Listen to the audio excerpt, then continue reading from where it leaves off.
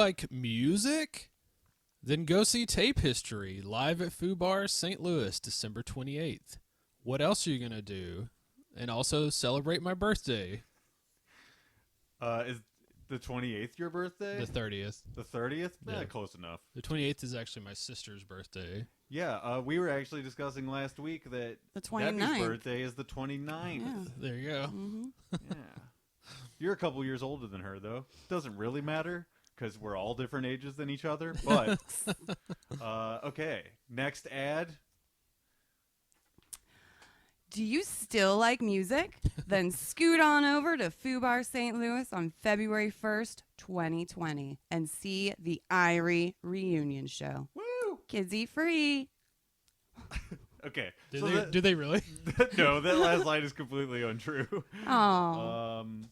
I hope I don't get sued. You won't. Okay. It's 100% positive that you will not.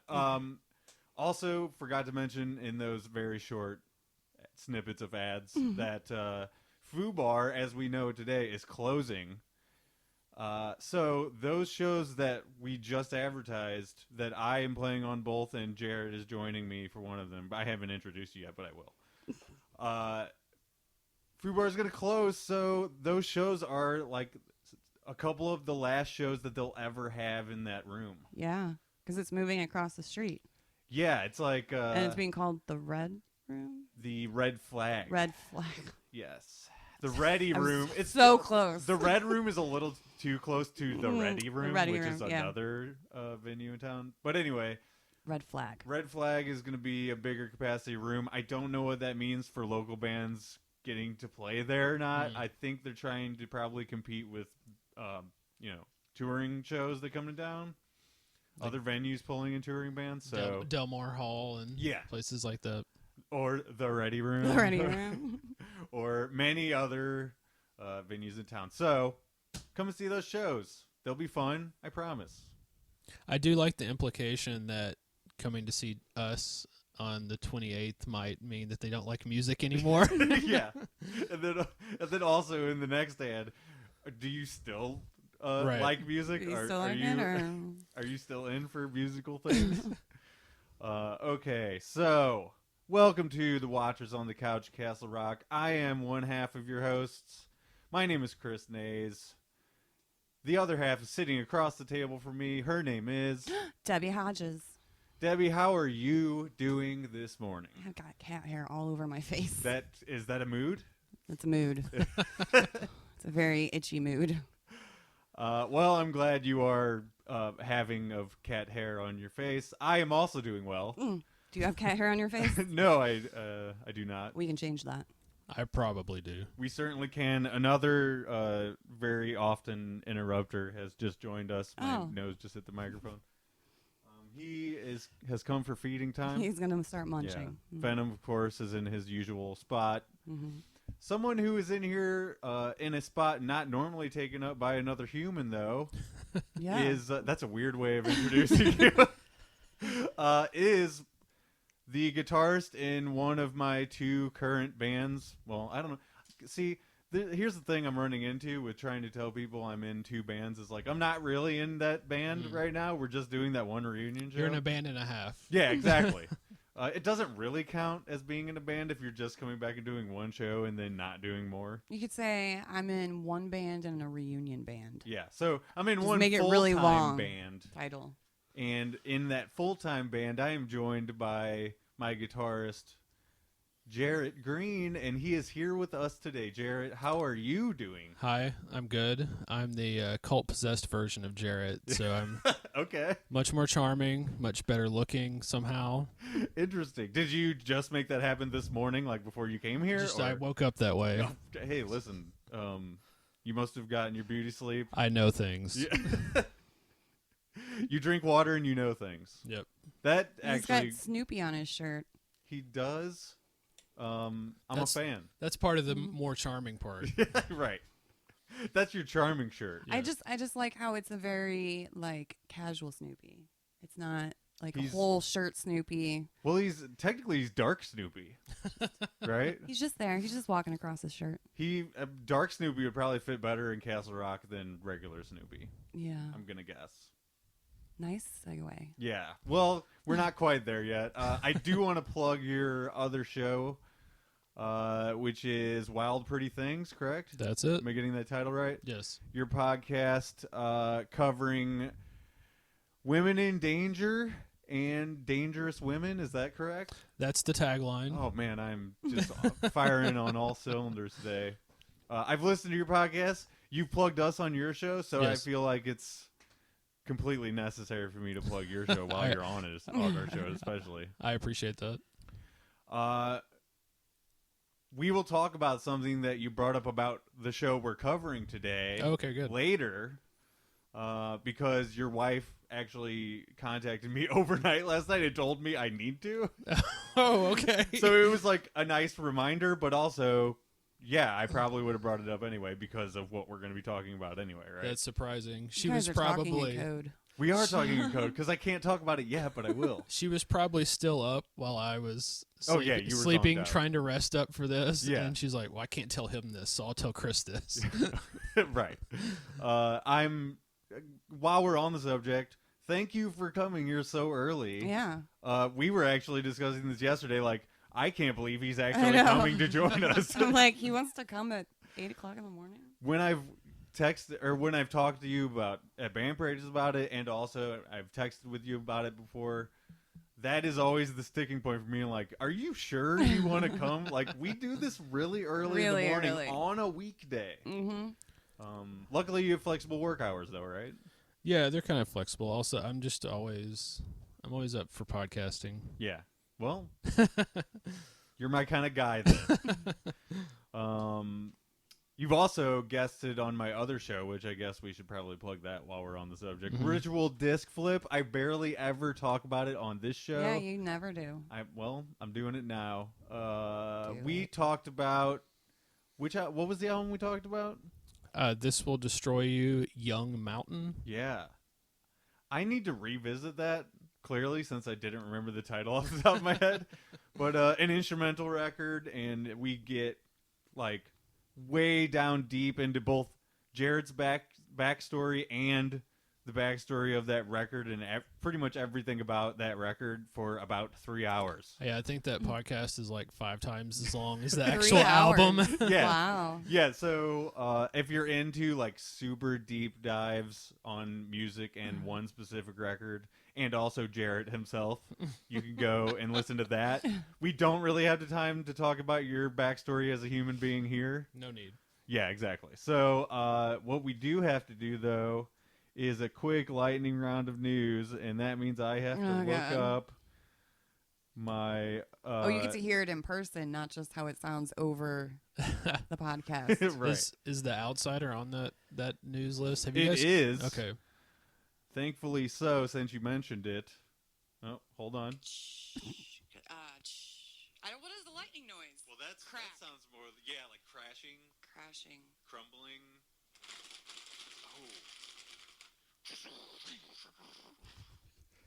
Jarret, So bad. since we have someone to comment on that, go ahead. I actually I forgot you had that new lightning drop, and I also enjoy watching you just play it from your phone into Right. the microphone. See, it's so much easier. Like, I can get this up potentially tonight Yeah. without having to edit that in later. Yeah, he's if got I time just for hold it right up editing. to the microphone. That's one of the reasons I hate doing recap shows. Mhm. We started as a recap show for Sharp Objects, and I need to watch that. as soon as that was over, I was like, we're never doing a week-to-week recap Yeah. again. This is too much work. Well, you're on one now. Yeah. It is a lot of work, Mhm. especially since like it has to be timely. And well, especially since it comes out Wednesday Mhm. and we do this Thursday morning. Right. It's the day that works for us. So yeah, I'm a late worker on Thursdays. Yeah. So and you're sleeping when I get off work normally. yeah. But do you enjoy on the fly Yeah, things like that? that was great. Okay, well, see, we complimented each other last week on being great, Mhm. and we just got it back. Yeah. Well, 'cause And we like are great. everything has been confirmed now. Yeah. thanks for joining us today. That's it. We're done. Happy to do it. Lightning round of news. Here we go. King asked the director of Dr. Sleep, Mike Flanagan, if there is more in store for Abra Stone, the female child character who is, I don't know, kind of the co-main character of that story. If there will be a third Shining film. So he has given it his, his blessing, I guess. If he's asking the director of the movie, like, hey, he must have loved it 100%. So does that mean he would write like the screenplay or King? Yeah. Probably not. He wasn't involved in written the screenplay for this for Dr. Well, yeah, Sleep, but so. they had like a guideline to go off of, kind of. Like he Sure, already had a yeah. book written. So I mean, there's not a third book for this. So Correct. I think it's cool that King is open to him just taking the reins of it, though. Yeah. Because he did such a. I know it's my personal opinion, but I thought he did a fucking fantastic job making that book into a movie. I need to watch Did you see that? Not yet. I wanted to, but I haven't caught up with it because I really like The Shining. I've never read any of the books. Mhm. But Kubrick's Shining. Yes. Yeah. I haven't seen the TV version. Really? Ooh, You haven't seen that one? Yeah. I'm 50-50 The guy on from that Wings? one. Yeah, All it's right. it's super 90s. First of all. Oh yeah. And that says a lot of bad things about what it potentially is. But it's also the more faithful to the book, and I believe King was like an executive producer on it. Yeah, I believe so. He guested on it as well, so Yeah. I don't know. Dr. Sleep is very much more akin to Kubrick's than that version of it, than the ABC version of it. So, Right. I hope you guys both get to see Dr. Sleep soon. I have a feeling I'm just going to be buying it and watching it at home. Well, it probably won't be too long before it comes out on DVD if the It was- It Chapter 2 is any indication. It was just one of those things where it came out and I didn't have the opportunity to go see it, and then other things came out. Right. It's still in some theaters. Right. So, Yeah, but the problem is the times that they have showing aren't good for me. yeah, it's always like when it gets down to like one showing a night, Yeah. that's when you have a problem really getting to like just that one. Yeah, it's usually like 9 o'clock. Yeah, usually it's either towards the end of the night or like 7 something. Yeah. And we're all busy, Yeah. right? Well, So, and it'd be like on a Tuesday night, and I can't go see an R-rated movie on a Tuesday night. yeah, I have a kid. you can't take Dex to that. No. I wouldn't recommend it. It's pretty intense movie for a kid to watch. Yeah. Although, did you guys have the experience that there were kids in your screenings for It Chapter 2? I think there was like a preteen in my theater. Yeah, there Like were a definitely 10 or 11-year-old, I think. kids in my screening. It's weird that I think. people think that that's okay to do. But, Yeah. I mean, they didn't do it. I don't think he did anything. You mean in It Chapter 2? Yeah, I don't think. Well, while we were watching it, I don't Oh, think the okay. kid did anything. No. So speaking of that, Dexter and I, side note, we're at Target, and Target has this beautiful, like full color, like book on it and the making of it for parts 1 and 2, and it has like the storyboard art. That's great. Yeah, I didn't and even know that existed. Yeah, and it has like all these behind the scenes photos, and so Dexter and I were killing time, and so we looked through every single page. And there was one picture where it's Georgie and Pennywise, and they're just sitting off screen, and they're just talking and laughing, and it's really weird to see like this little kid in his yellow slicker just like laughing and having a fun conversation with Pennywise the clown in his full getup. Yeah, because there's not a lot of fun. And he's so dynamic big, between so those he's two. like he's like hunched over, like getting Yeah. on his level to talk to him. And so we flipped through the whole book, and I'm like, look, it's like you've seen the movies now. Now you don't have to watch it. I was gonna say Bill Skarsgård's probably like 5 feet taller than that kid. Yeah, he's tall. He's a tall Yeah. motherfucker. They all are tall, those Skarsgårds. Yeah, I'm interested to see what that book is like. Honestly, Yeah. Jarret, you covered. Did you cover both of them on your podcast? Yes. Okay, so can you give a brief explanation on your view on those movies in general? Like, did you guys enjoy them, or Were they tough watch or? We both liked the first one. Uh-huh. I hated the second one. Okay. Melissa, my co-host, was more, middle of the road on it. I think. On the second. Yeah. I didn't hate it, the second one. I was disappointed. I think we're all kind of on the same page with both of those. But I bought it because I want to see the boner features. Yeah. So You've yet to see the boner features, right? on part 2, yeah. Man, so I last week I want to see the making. Last week somehow we ended up talking about jizz, and this week we've said boner like 5 times. I always say boner features. Well, I can't call them bonus features. That's let's move on to from that to the next couple of things. These are okay.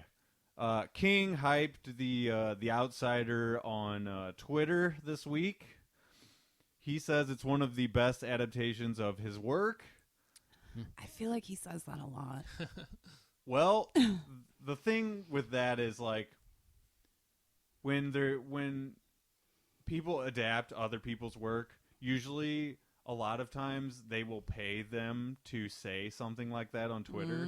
So I don't know necessarily that. Do you think King does that? Do you think he would take the money to give a good review? I feel like he wouldn't do that. I don't like he know. doesn't need the money, so why? Yeah. It's probably some of these things he probably has, depending on what the negotiation is, he may get more money if it does better. So Yeah, so if he even promotes if they it don't, nicely. right, if they don't pay him to specifically say that, he may be benefiting from it anyways. Based on his other Twitter activity where he's usually like just railing on Trump most of the time, I would say he's using it to like hype things that he really likes and down things that he really hates. So I feel like it's a pure thing that he's doing, Yeah. Because he's usually pretty brutally honest about his things being adapted. He's not like, a Kim Kardashian who's purely using it to sell things. Right. You know what I mean? Or make money for herself in some way. Right. But all that said, you gotta take celebrities on social media with a grain of salt, always. Not Stephen King. He's just like you and me. Except he makes way more money than us. Millions of dollars. Well, if we wrote books, we could potentially be millionaires. We could. Let's revisit that topic. Maybe we will do that one day. We should. You work at a library. You're like have a head start, kind of, right? If only we had a bookbinding machine, we'd be fucking set. You don't have a bookbinding machine in a library? No, those are really expensive because it literally makes and I guess it's not really a printing place. You. I don't know why I even said that. Yeah, it's almost like a 3D printer, but for books, like it just goes into a machine and. You guys do have a process for like repairing hardback books and stuff. Oh right? yeah, we do book repairs. I've seen you do that. Yeah. So. Okay, let's see. January 12th is when Outsider premieres on HBO. They just put up another trailer yesterday, I think. I and saw that, and I haven't seen it. Fucking cool. I saw you because you shared it, right? It, yeah. I saw that this morning, and I didn't get a chance to watch it. Well, you'll get to after we're done with this. Yeah. Maybe we'll take a break. Maybe we will. It does look like a really faithful adaptation. It has Jason Bateman, and I'm really excited for that because I like him as an actor. Yeah. Have either of you read that, The Outsider? No, I pulled it for a hold yesterday. It's a really heavy book. I didn't realize it's like the pages are like thicker or something. Yeah, I mean that means high quality, I guess. Yeah, right? It's very heavy. But I pulled it for somebody, and then I saw that we had another copy, and I thought, yeah. It's actually kind of heavy in both ways because I can't read that yet. Like the subject matter is very intense. I'm still trying to get through it. Yeah. You just eye rolled.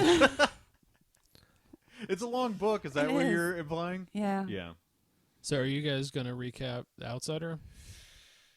What's that going to be showing on? HBO. HBO. I'm going to have to get HBO. I don't think we'll do an episode by episode. I think we'll probably like dedicate one or two. Yeah. To it, just because it looks like it's gonna be really good, and I would enjoy talking about something that's really good. I don't know. We could play it by ear. We could watch the first episode and see if it's something that is worthy of a week-to-week thing. Before that, we should try to do Dr. Sleep. Yeah. I don't know when that comes out on Blu-ray though, so we'll see. Yeah. Okay, and the last thing really quickly. This turned into a longer than a lightning round, but we're very talky We're today. learning all this information. When you add another person to the show, automatically you expand He's on not things. saying anything though. Well, Don't blame me, Chris. He's just sitting politely listening to his ramble. feel free to jump in and ramble along with us. I do. We're rambly. I'm from rambly. From a Buick 8 is currently being filmed. I fucking love that book. I just finished a reread of Oh From my a God. Buick 8. I love that book to death. I should. That's one I need to reread Yeah. immediately because it's been a long enough time. I don't remember what the hell happens. Should have brought it today for you. I own it.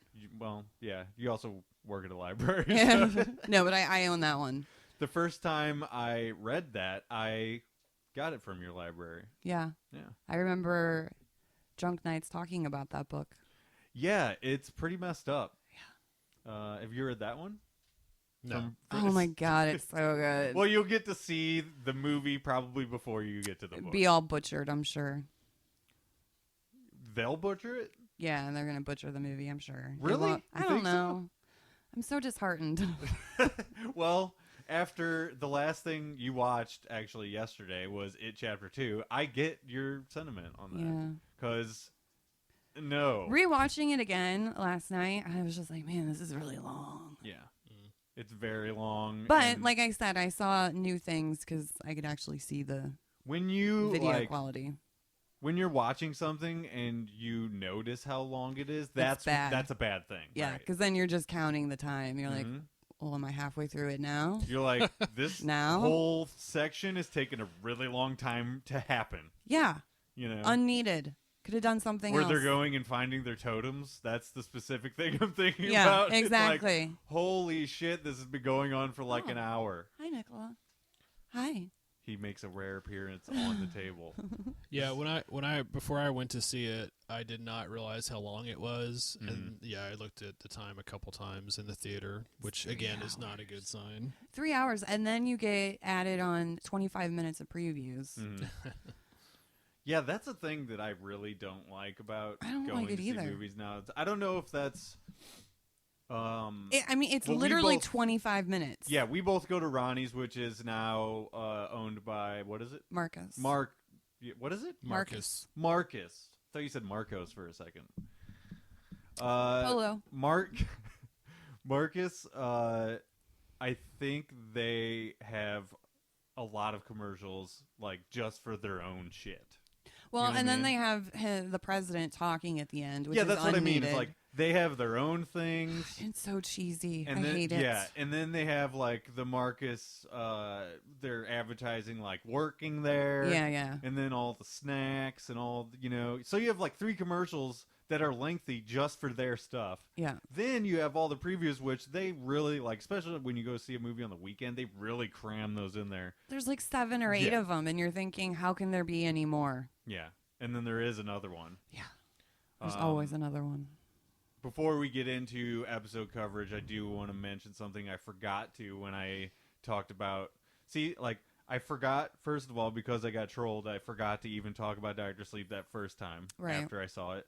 Then the second week, I forgot a complete story from when I saw it. So it was like, I think I was talking about it. I'm like, I don't even remember who I saw it with, right? Yeah.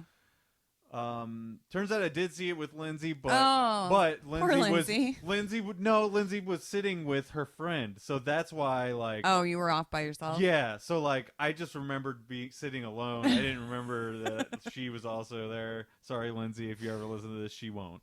By the way, but so I get there a little bit early, in time for the previews or whatever. There's a couple sitting, in the seats directly to my left, right? An older couple of 2 women come up, and this is after previews have already been over, and the movie has already started. Okay. They walk up, and I'm in the back row. Yeah. So they come up to my row. They walk over and they stop directly in front of me. The movie has already started, and I have people standing directly in front of me. Trying to figure out where their seats are? Yes. Oh, okay, cool. So what they do is they get over to, like I said, standing directly in front of me. Then they're talking to the people next to me, standing in front of me. They pull out their camera phone, the light on their phone. Yeah. They shine it in these people's faces. It's also in my face, by the way, because we're in a completely darkened room Right. at this point. The people next to me are not in their seats. In this theater that you and I always go to, Yeah. every seat is assigned in every theater now. Right. They tell these people, hey, get out of our seats. You're in our seats. And this is after the movie already started, so I guess these people assumed nobody's coming, right? So they move closer to the center seats. Mm-hmm. So currently, 2 people, adult size, standing in front of me. One of them has a light on with their phone, shining in their face and mine. Mm-hmm. These people take their sweet ass time to get up and move out of the way. The entire time I'm missing the whole opening scene of Dr. Sleep. Had you said anything? Yeah, while they were taking their time getting up and moving, Yeah. I audibly said, Jesus fucking Christ. Oh, no. The first moment that these people stood in front of me, I would have been like, if you're having a conversation with them, stand in front of them. Yeah. Not me. I paid for this. Well, see, we're in this zone now where the movie's going. Oh, so I don't care. I also want to be quiet. Fuck off. Get out of my way. I said, while they had their light out and they're still standing in my way, and I'm like looking around them and stuff. Was there a now. person on the other side of you? No. Okay, so you weren't like I wasn't leaning in way, front no. of anyone.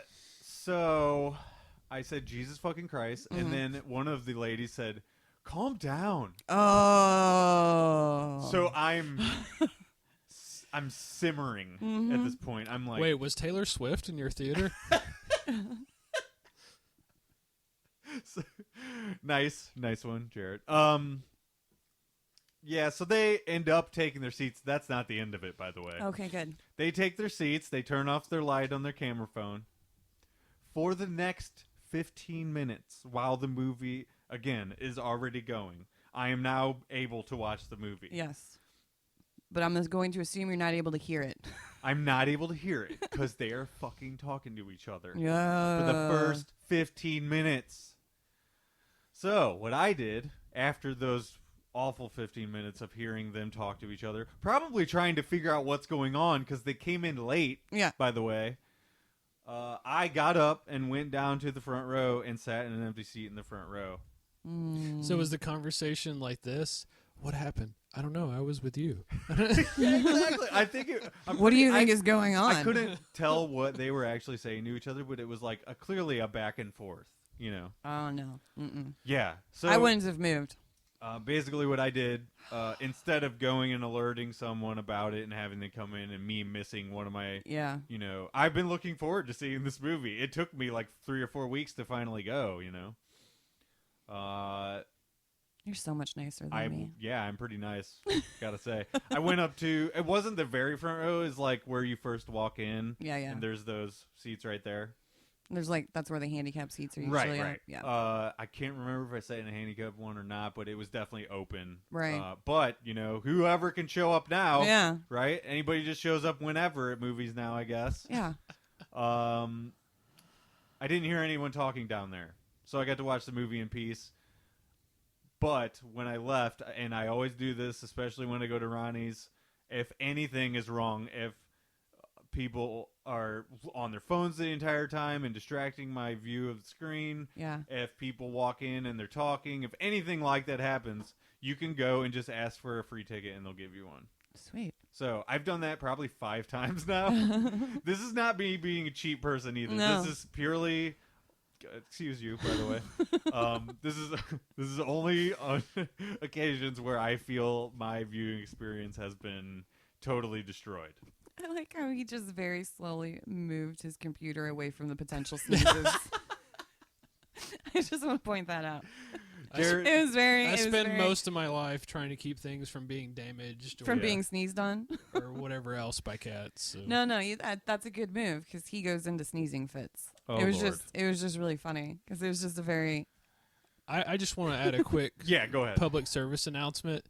If you get to a movie late at a theater that has assigned seats, just sit down. Yeah, just sit Right. somewhere. Either because it's either so crowded that those are probably your seats, or it's so empty that it doesn't matter. It doesn't Mhm. matter. Yeah, I don't know how many times I've yelled at people in movie theaters because they've been loud, and I've given them a pass enough times and asked them to be quiet, and then it's not happening, and then I just I say it more assertively in the mom voice. Well, in about a year we'll have the Draft House, and hopefully that will never be a problem there. Yeah, the Draft House, they have these like things where you can alert people of wrongdoings that are going on, right? Yeah, And it's a completely silent silent. thing. Yeah, and they don't know You don't have to get up and ruin your experience. Like, you don't have to miss anything because of this asshole. exactly. right? Yeah, I heard about that. It's genius. Yeah. No, one time I shamed a dad and his son. And it was great. Debbie, you're my kind of chick. But I was- this wasn't in a movie theater. This Yeah, is just a right. separate experience. Well, they were having a conversation with each other. And I'm Yeah. like, you were setting a bad example. Mhm. I'm like, do you see my child talking? Now, No, because was he this- knows better. Was this a child's movie? It was a Marvel movie. Okay. That's I wish you'd been in my screening of Captain Marvel. I could have used somebody doing that. a bunch of kids in your screening as well. No, there's or- it's just one particular dad and son Yeah. that just kept talking at What various if it times. I'm was like, the same shush, dad and you're a son. child. She won't let us talk in this movie. Let's go to this other. You were at the same theater the same day, and they just moved to your theater and kept talking there. It might have been Captain I mean, Marvel. I it's- don't know. It's It was a certainly Marvel possible. movie. Guys, this opening segment went way too long, It's but amazing. but I'm happy that we. It's the last episode. Yeah, exactly. We have carte blanche. We can do whatever we want here. Fuck yeah. And I just used it's carte blanche a French word? French word, I think, yeah. Maybe it's I maybe assume, it's two French I words. assume so. Well, because it's spelled carte. Yeah. We So are from, I we believe are that's from like St. a French. Louis, Yeah. right? Mm, So mhm, mhm. anyway, we are going to be talking about episode 10 entitled Clean. Yeah. But before we do that, we should probably take a quick break, Quick right? break. Does the title have a question mark? The way you said it. Okay. Well, I mean, after that episode, you're actually- like, clean? Well, like the last two, I didn't even write down the title, so I think I did say them with a question mark Yeah. on previous occasions as well. But yeah, Don't worry, I got you. We'll be right back. Also, I'm gonna battery change. So Ah, good do you need thing. batteries? Good thing we are gonna take a break. I don't know. Well, Oh boy. here's one from that one day I brought some, and I think I put the other one in here. Okay. All right. Thank you. We'll do this off mic though, right? No, we got it. There. Well, I'm not gonna do it while the mics are going because they'll just lose their first recording, and that's bad. No. All right. We'll be right back. Oh, you took my tab off. You just. All right, we are back. Let us cover the season finale of season 2 of Castle Rock, entitled "Clean." Clean? Clean? There wasn't a question mark on the title, official title. We rejoin immediately where we left off in episode 9 with not Ace, and he's dragging Pop's body somewhere. He drives it to the Marston house in the trusty tow truck, Mm-hmm. and that's where the Statue Admiration Society is still gathered.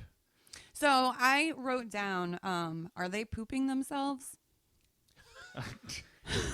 Because that's what I immediately thought. Like, are they like having bowel movements while they're in this trance, or what's happening? I think that's a little granular. Like, you're really getting down into things that Like, as soon won't as be I saw addressed. them standing there, I was like, how are they going to the bathroom? Yeah, I don't know. That's a 'Cause I good feel like question. everybody should have some dirty pants. Maybe in this trance it puts away any feeling of having to pee or poop.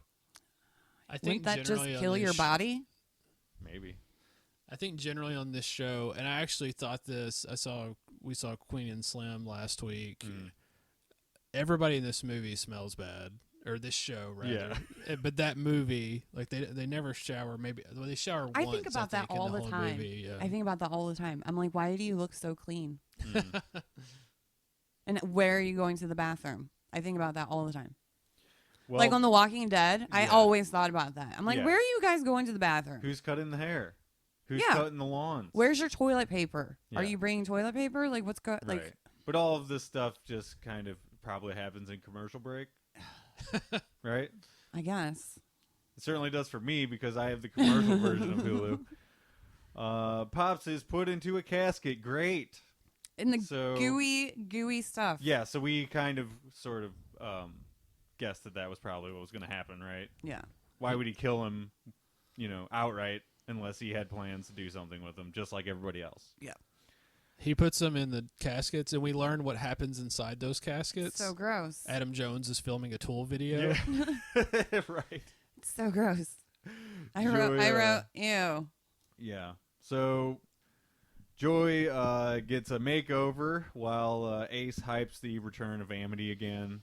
He's kind of saying the same stuff he's already been saying over and over, right? Sunset. Well, now it's the day. Yeah. And then we see there's a knife on a table for some reason. I'm guessing it's so somebody could get sacrificed. I'm not really sure. Yeah. But I just put that as a question for later. It's her knife though. It's the one that she used to like. Oh, to kill they everybody? did something in the cult flashback That's right. episode. Yeah. When Yeah. she's the couple I guess is sacrificing everybody, and then the last two, Yeah. right? So does that mean that he killed himself, I guess, after he killed Amity? I believe so. Yes. Hmm. I believe that's what they were implying. But everybody a got couple their episodes ago. throat slit, right? Yeah. So. Ugh. Uh, Do that on your own. I don't know if he positioned himself above a casket Yeah. that was already submerged, slits his throat, he falls back into it. That's my best guess. He's just already in it and slits his throat. We're probably talking about things that don't really matter that much. These are the questions I have. He also says that the statue people will be her army, which he's referring to Amity, of course. Well, yeah, he says the land belongs to the angel and they're going to take it back in his name. I think this is where he says people have forgotten this land belongs to the angel. Yeah. And my immediate reaction was, yeah, because you fuckers killed yourself. There was nobody to tell anyone. Yeah, why would anybody remember something that they were never told to begin with? Right. And Yeah. the angel they're referring to is that the kid. Right. Mm-hmm. Who they made a statue of. Yeah, I mean, I was thinking this morning it could be a different thing, but I guess by having the Shawshank kind of side quests where they go to look at the cage and stuff, I guess that was partially there to say, no, this isn't just Bill Skarsgård playing a different character. Right, it's not a Right. lookalike This angel. is the same thing. So they have our trusty gang, right, have a plan to get Joy out of the Marston house. Abdi has the explosives, of course. Of course. And the plan is to put the explosives in the tunnel and underneath the house, where the statue is, in the lawn, all of those places. And then Annie and Chance are going to go through the front door, apparently. Yeah, they're going to go rescue Joy. It's, this plan has a lot of holes in it. No, it sounds great. So Pops is also back. He when he comes back, it looks like oatmeal is in the Jarret was sort of saying, it looks like a Tool video Yeah. that he wakes up to. Not Pops gives not Ace the skinny on the schisma, which we all know from season 1, all of that stuff. The sound, yeah. He tells him about Castle Lake and that the kid can travel between dimensions at will. Question for you guys: is this the first that we know that extent of his powers? Yeah. Did they say that at the very end of last season that he can just go No. between whenever he wants? They made it seem like he got stuck over here. Exactly. Yeah. I thought that Which- that was different. Which, okay, goes along with my very angry questions at the very end of the show. Well, should we get to those later, or do you want to do them now? I don't know. Like, I feel like, well, they're going to, It'll factor into stuff that happens later. So yeah. it's at the least it's confusing and a little muddled. I'm just, Yeah, I know. I'm frustrated too. By the way, things happened in this. you'll understand my frustration at the end Right. here. So we get a bomb planting and a hike at the same time. Well, okay, so he dug a hole with the like excavator or whatever, and that seemed real easy. Like he literally hit it one time. Yeah, I mean, we only have this episode to make all this stuff happen, so it's gotta be quick. It was like, wow, digging's really easy. Right. I mean, whatever they built there was just going to immediately fall. Yeah, exactly. It had no, like, Well, with all of that being that tunnel underneath, like it's not a solid foundation whatsoever. No, it was terrible.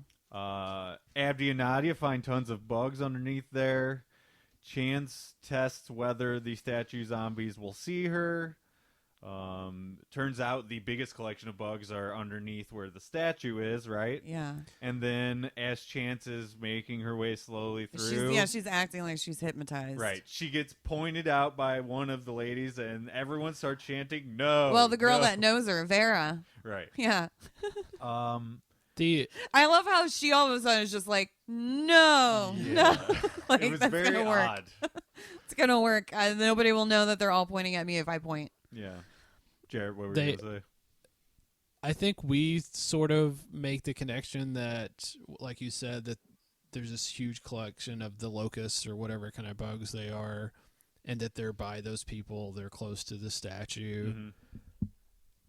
How do they know? How did they make that connection? Because they put that bomb there, and maybe they don't know it's the statues. They're They're just putting assuming, 'cause bombs in random places. They're assuming because that's where all the bugs are. Yeah, that's what they say. Is like that must be where the statue is. It's an odd connection to make, just because there's bugs fucking everywhere down there. I mean, I don't know, like. Also, the only time they've encountered the bugs is when they attacked the Emporium, right? I mean, they don't. There's been nothing other than for the audience to say like, okay, the bugs always mean. Yeah, Something there's bad. been People no are lead up close. for them Right. to figure this out. Yeah. Also, I don't think Abdi and Nadia hear the schisma. No. So, and it's more, you hear it more whenever the bugs are around, right? Like, it's more ramped up around the statue and the statue people. I mean, maybe they just really know their way around the tunnels, so they know that they should have been kind of directly underneath of it. Yeah. Well, I mean, Abdi should. He's the Right. one who's excavating around the tunnels and stuff. I don't know. It just, a lot of things about this episode in specific, the puzzle pieces just sort of come together. Yeah. Instead of like, oh yeah, that makes sense. They would think that way. You know what I mean? Like you said with the bugs, it's like there's no reason that they should necessarily think, oh, the statue's right there because there's lots of bugs there. Yeah. We know that, but they don't necessarily know that. Not yet. I mean, some of them do, but not Nadia and Abdi. Like It's odd. There's plot logic. There's not much logical plot. Yeah, that's what I mean. Is like earlier when I said it's muddled at best. Like, yeah. Well, things because just sort of come together. because all of a sudden they're on the last episode and they got Yeah. to make everything connect. Yeah, and they do it really quickly too. So anyway, back to Chance. She's taken at gunpoint. I had a feeling she's probably going to survive just because she's one of the, pure good characters on Yeah. the show. That was my prediction anyway at this point. Okay, so then we go to the walkies not working. Of Yeah. course they don't. That's classic horror stuff. I mean, they're in a tunnel. At the most inopportune moment, that's when the walkies are going to not work, Yeah. right? Let's see. Annie hears her mom's voice. Of course, that's actually Annie's, just her mind Yeah. going kind of crazy. Saying you have to Or save her. or is it? Well, yeah, that's the thing where it's a through line that the stuff with her mom is ramping up. And I'll talk about this more when we probably do overall. I think we're gonna do overall thoughts for this season. But that's one of my, and I guess it's kind of effective, but also it's just frustrating, is we never really know what is her caused by her mental health issues and what is, we have a show where supernatural things exist. Mm-hmm. So for all we know, she may be basically fine. Yeah. You I know? think it's a healthy amount of both. I think supernatural. I think anytime we see like her dead parents, that's all in her brain. Mm-hmm. And we get some like visions and stuff later. Yeah, I think that's all her. It's all in her brain. Mm. Yeah, the supernatural is the other storyline, is the Amity and everything like that. Yeah, Annie's just her own kind of crazy. Which, if that's the case, then you have the issue of that it doesn't work as well because this season is not from her point of view for the whole season. Yeah. So then that loses its you have an effectiveness. A and a B plot line, and if they're both doing two different things, you know. Well, I think her crazy is now having is. I think what it is she's crazy, and then you throw crazy in with supernatural. So then you have this crazy person who has no idea what is real and not real because they're crazy in their brain and crazy things are really happening. Mm. So I think that's what I feel like they're going for, is like Annie is really fucked because not only is she insane, insanity around her. Yeah, the chaos of the outside world is now coming in. Right. And that's sort of what happens in Misery, is like the outside world intrudes on this world that she's created for herself. Yeah, and it just so happens that the outside world has paranormal shit. Yeah, this sort of goes back to what your wife was messaging me about last night, is like the mental illness aspect. How on point is that with, you know, what we're presented with? You know what I mean? Yeah, and I think that's a good thing to talk about at the end of the episode, sure, when we go back to focusing on her story. No doubt about it. We'll definitely get there. So, I also wanted to point out during this segment there's a Cat Power song playing. oh, Yeah. cool. And then the new trailer for The Outsider, it's also Cat Power. Interesting. I don't know which songs they are, but Yeah. I remember seeing that cat powers come up on my closed captioning. I'm trying to see where. Okay, so Chance is brought to Ace, and you know, Chance is giving him the attitude. Yeah. And Annie I'm just realizing sticking up your ass or something like that. Yeah, Annie realizing she's fucked. why don't they just kill Chase at this point? Chance. I think it's Chance. It's Chance. Yeah, no, I mean, it would just make sense too. If that's one thing about Ace, in general, across the board, is like, I don't think he's that threatening. Mm-hmm. I think he's a pretty one-note character. No. Definitely not as evil as he could be. Yeah. Especially when like people are dying all over the place. Why is he unable to just kill people who get in his way? Yeah. You know, instead he's giving sermons about people that aren't even back in our world yet and that kind of stuff. So I don't know. Yeah, Crazy Annie just knocks on the front door. Tells them the plan. Yeah, gives up the entire plan. I'm like, where the hell is this even going if she's just giving up their entire plan? Well, she's trying to save Joy. Yeah, see, and know. this is where the mental illness, Right. you know, is overtaking the craziness happening around her. Right, she's just whatever. She's not rationalizing. Whatever her needs are, trump everything else that's Exactly. going on.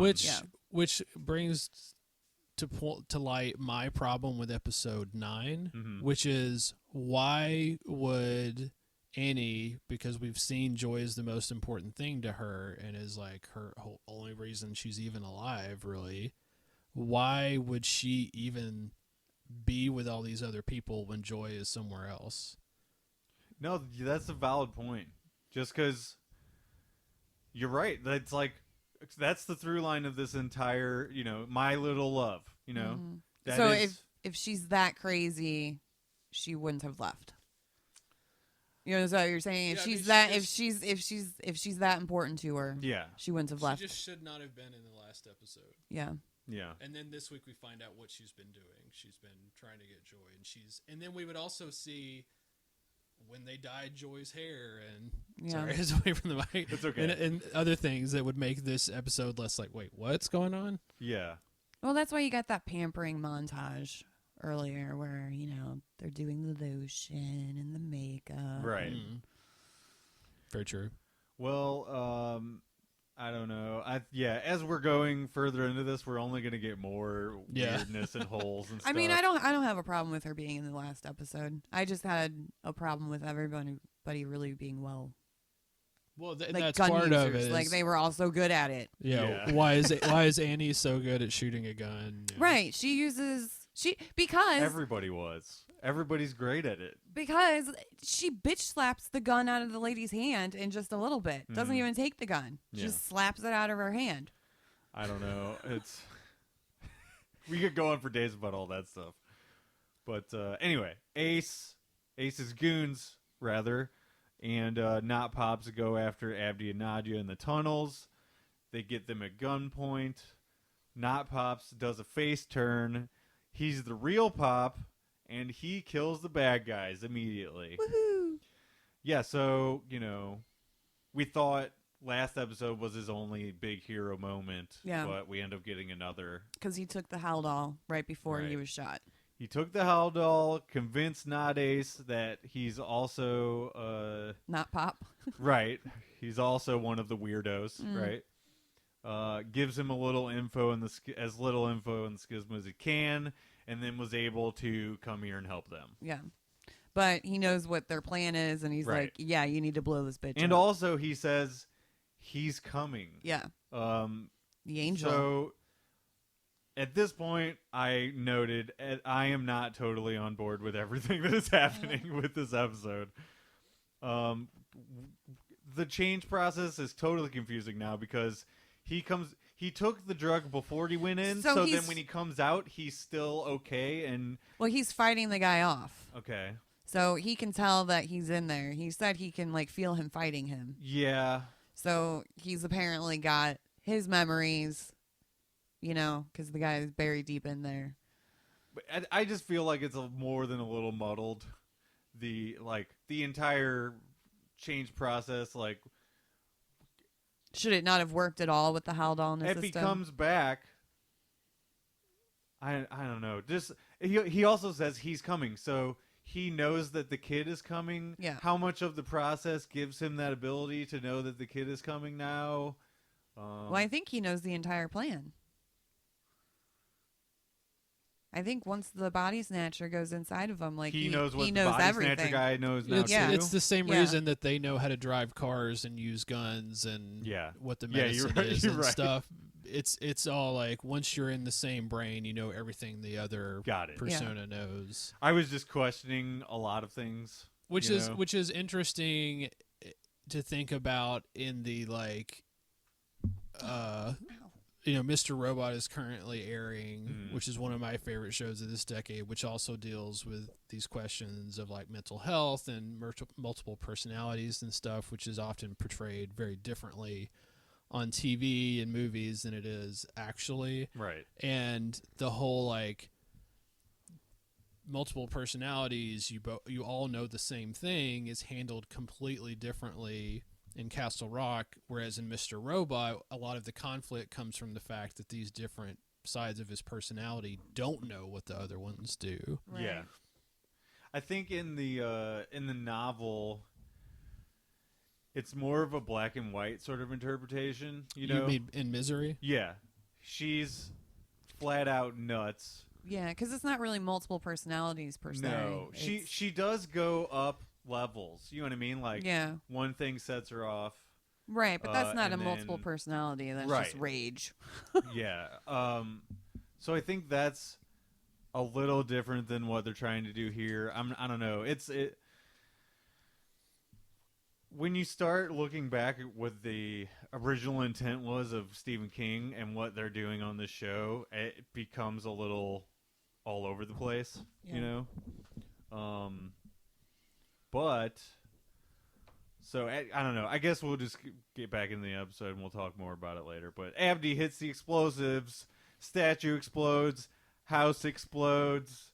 Well, first we get flashes between Annie, Pop, the angel at the ledge, Joy outside, and Abdi and Nadia getting out, because it's all like going back and forth. Right. So like he says he's coming, and then we immediately get this like new song montage of clips, and you see the angel walking out towards the ledge. Yeah, I forgot to mention that you saw a clip of him. Yeah. So he's now in our current universe.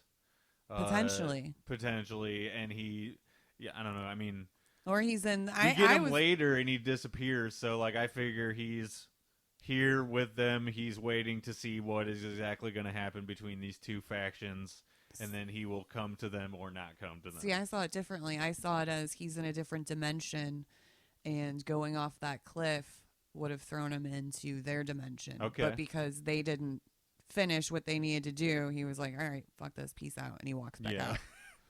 And he definitely said it exactly like that too. Yeah. But that's the way I took it. Like, he wasn't in their reality, he was in a different one. Well, I guess he's on the verge of joining them. Yeah. You know. So there's, after the explosives get hit and Pop tells them, just explode the thing, I deserve this, And all the bugs fly out, and everyone's no longer there's hypnotized. bugs, and then there's massive panic, and everyone's running. Joy, in the middle of this panic, uses the knife on Not Ace. Stabs him. The very same knife from what you mentioned it's earlier. It's an insanely big knife. Yeah, I really have trouble thinking what you would even use it for practically. Stabbing. I guess it's just like a ritual knife. Yeah. But the knife is so big you couldn't, if you stab someone with it, it would come out the other side. It's For sure. overly, it's like a video game knife or something. Yeah, it's meant to look big for people watching the show. Like, that's a knife. That's a big ass knife, right? Well, that's a knife. That is a knife. Joy then reunites with Annie. So we finally get that nice moment of them together. But see, this is where I was like, she seems kind of weird. Yeah. I mean, first of all, she looks completely different because of the dyed hair. Yeah, but she just seemed like she was like in a weird trance. But, maybe since you were just hypnotized and stabbed somebody. Yeah, and, to be fair, everyone in that area was hypnotized as well. So I figured if they all came out and they all ran and screamed in panic, then likely she also came out of it. That's where my mind was at. See, I was thinking she potentially had already been turned into Amity. Yeah. I wasn't sure where they were going with Weird Joy. For some reason, that totally went out of my head as I was watching. Yeah, because I was like, she seems weird. Did she transfer? Yeah, it made the stuff that happens later way more surprising to me, too. Oh, yeah. But Not Ace looks like he's not dead at this part. He's, like, kind of crawling around and stuff still. Yeah, he's alive. Yeah, he, like, wakes back up. Yeah, and he gets up when the house explodes. He's standing there. Yeah. Which is another thing this season doesn't really establish what are the rules of being possessed by the cult. Yeah. And it seems like you just die normally Well, if that's you what get they killed a said. second time. If you die, you're dead. Yeah. But apparently he got stabbed in the back and he could stand back up. If I get stabbed in the back with a giant knife like that, I'm not getting back up. I think it looks like it's like his kidney area, sort of. Yeah. You're fucked. He's fine. No, he's not. I mean, there's certain areas you can get stabbed and shot where you could do things for Yeah. a little while, and then later you're gonna die for sure. Yeah. But All right. Well, this is every action movie ever. Yeah, right, exactly. Pop tells Pop does not need to explode the house. She does. The kid is on the cliff at the lake, and he vanishes. Yeah, this is where he says, "Peace out, bitches." So he does totally say that as well. It's in the captions at the bottom. And so, yeah, I read it. So this is where we go to commercial break. We come back. Oh, commercial break. And Okay. I know you didn't get those, but I did. Yeah. They're kind. I mean, you could tell where they would be. some of them Yeah. are really obvious. Yeah. Because we Super have obvious. the commercial-free version, Yeah. and it's like, wow, Yeah, that it's was. just- It goes but you black can and then it's tell- back. You can tell there's a big reset. Yeah. At this, this is the end of an act, Mhm. right? Annie and Joy are leaving town. You see the Castle Rock sign go by in the rear view. 1 week then passes. Joy apparently is not really speaking to Annie at this point. And this is why I'm like, she's They're, definitely Amity. Yeah, they're on the road. They're having, some tiffs. They're having a little bit of arguments and stuff, She, Also, apparently her hair's not growing. Yeah. because her roots aren't showing at Again, all. we're back to the hair. Who's cutting the hair? That's who's the only dyeing thing it I Well, care blonde. about. it's been only a week. Wouldn't your roots show after a week though? No. I don't have She's hair, well. so I whatever. I doubt they're showering a whole bunch, so you're not washing it out. That's a good point. Good point. Annie grabs a book to read to Joy, and it is the initial reading of Misery's Quest. It's Paul. So, I like that they did this. However, Oh. last season we got so much Easter egg stuff.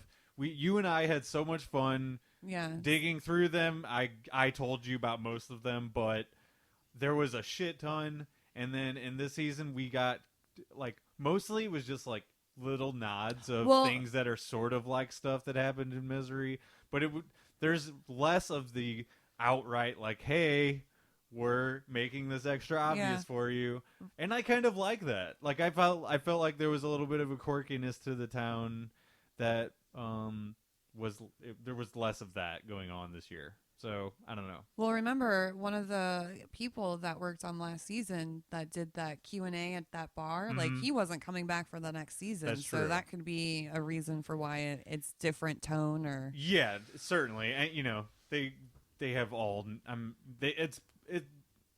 the potential for changeover in writers is huge. Yeah. You know what I mean? Now, I'm sure they promote some of them, they make them showrunner, or, you know, they outright get rid of some of them, or some of them decide to do other shows or whatever. That's the thing that's constantly changing around.